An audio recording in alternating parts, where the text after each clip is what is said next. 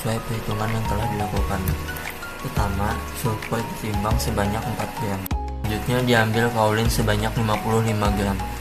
Lalu ditimbang HPMC sebanyak 6,6 gram.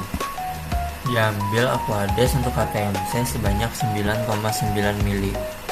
Diambil sorbitol sebanyak 2,2 mili. Lalu diambil Twin 80 sebanyak 22 mili.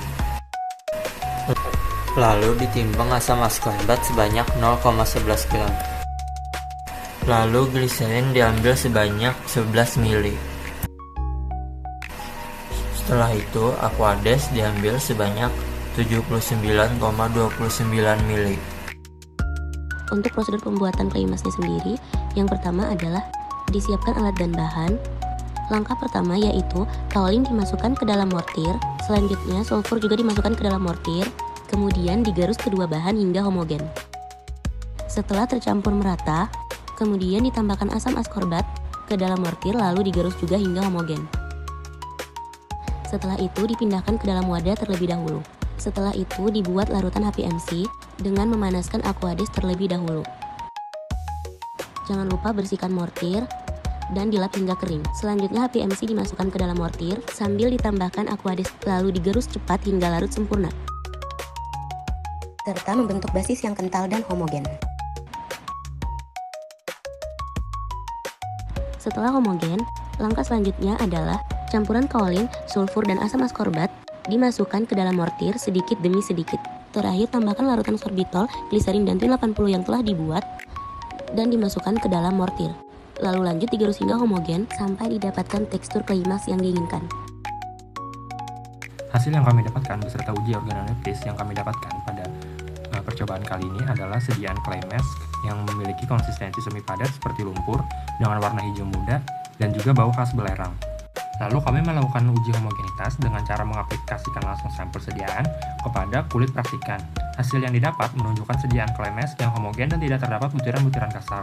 Hasil tersebut telah memenuhi sebuah persyaratan dari sediaan sampel clay mask, yaitu clay mask yang homogen dan tidak terdapat butiran-butiran yang kasar. Selanjutnya masuk pada uji viskositas sediaan dengan viskometer Brockfile. Cara kerja pada uji evaluasi viskositas sediaan kali ini yaitu sediaan dimasukkan ke dalam gelas beker sampai mencapai volume 100 ml. Lalu spindle yang telah disesuaikan dimasukkan ke dalam sediaan uji hingga batas yang telah ditentukan. Pengukuran dilakukan dengan viskometer Brockfile dengan kecepatan 3, 6, 12, dan 30 rpm. Angka dial reading dikalikan dengan faktor koreksi yang dilihat pada tabel yang terdapat pada brosur alat untuk mendapatkan nilai viskositas. Hasil dari uji viskositas sediaan masker clay dengan viskometer Brockfile pada 3 rpm didapatkan viskositas sebesar 2000 centipoise, pada 6 rpm didapatkan viskositas sebesar 1500 centipoise, pada 12 rpm didapatkan viskositas sebesar 1500 centipoise, dan pada 30 rpm didapatkan viskositas sebesar 1200 centipoise. Hasil yang didapatkan belum sesuai persyaratan dan tidak sesuai dengan literatur yang menyatakan bahwa nilai viskositas sediaan masker clay yang baik berada pada rentan 4000 sampai 40000 centipoise. Ketidaksesuaian hasil viskositas masker clay yang berada di bawah rentan bisa disebabkan oleh konsentrasi bahan pengental yang kurang atau homogenisasi yang tidak optimal. Untuk mengatasinya dapat dilakukan penyesuaian formulasi dengan menambahkan agen pengental seperti bentanoid atau meningkatkan waktu proses pencampuran agar dispersi lebih merata. Selanjutnya adalah uji daya lekat. Uji daya lekat dilakukan untuk menilai kemampuan sediaan untuk menempel pada permukaan biologis dalam jangka waktu tertentu. Langkah dalam pengujian daya lekat yaitu: pertama, sampel 0,25 gram diletakkan di antara dua gelas obyek, kemudian ditekan dengan beban 1 kg selama 5 menit. Kedua, beban diangkat dari gelas obyek, kemudian gelas obyek dipasang pada alat tes.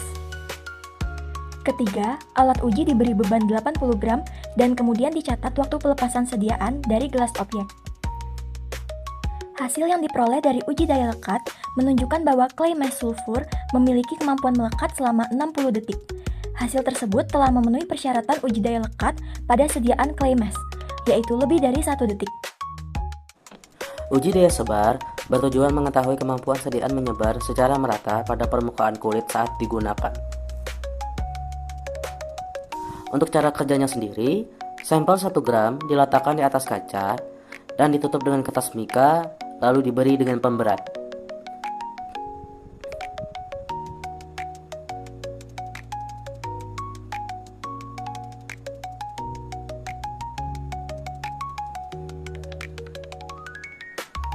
Taruh pemberat berbobot 125 gram hingga 1 menit. Hitung diameter sampel. Hasil didapatkan sebesar 4,5 cm. Hasil telah sesuai literatur yang menyatakan daya sebar yang baik untuk sediaan clay mask yaitu 2-5 cm. Uji pH. Uji pH dilakukan untuk mengetahui tingkat keasaman atau kebasahan suatu sediaan. Uji pH dilakukan menggunakan pH universal. Pertama, pH universal dicelupkan ke dalam sediaan selama beberapa saat. Setelah itu, pH universal diangkat dan dibersihkan sebelum diamati untuk menentukan pH-nya. Dibersihkan, pH universal diamati untuk menentukan nilai pH-nya. Di sini didapatkan nilai pH pada sediaan adalah 4.